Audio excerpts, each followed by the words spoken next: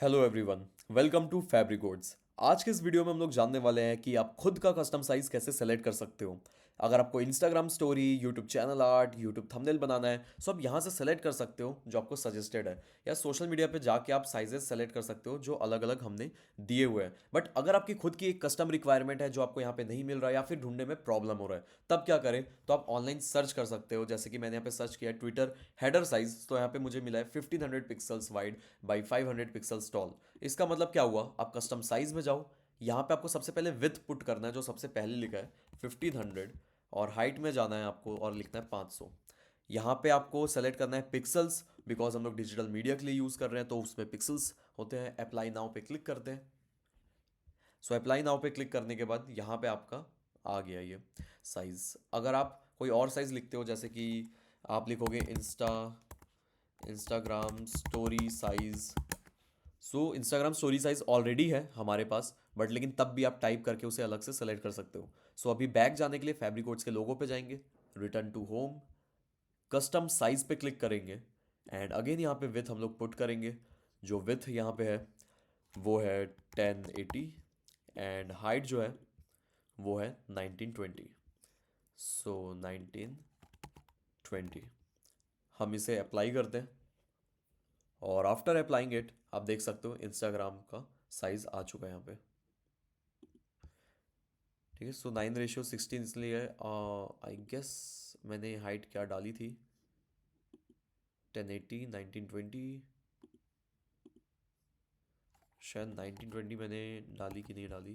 Apply now, एक बार again देखते हैं अप्लाई करके। ओके, आई गेस मैंने अलग साइज़ डाल दिया था।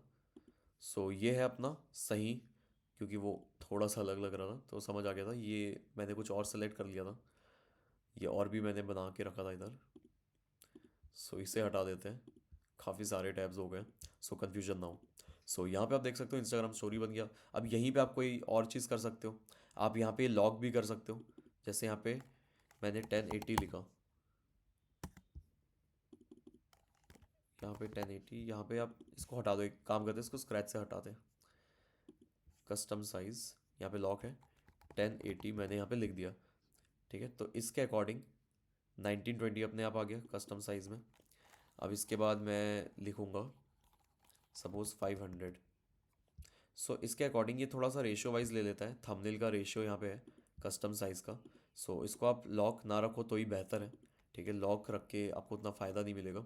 सो आप इसको 500 रख लो, इसको 500 रख लो, ऐसे करके आप लॉक हटा सकते हो। और अप्लाई नाउ करके आप इसे एक स्क्वायर में ले लोगे। सो इस स्क्वायर में आ गया।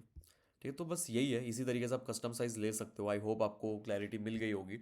ऐसा कोई भी डिज़ाइन आपको बनाना है जो यहाँ पे अवेलेबल नहीं है, सो वो अगर अवेलेबल नहीं है, सो आप कस्टम साइज़ में जाके सेम कर सकते हो और स्क्रैच से उसे बना सकते हो अगर आपको यहाँ पे नहीं मिल रहा है।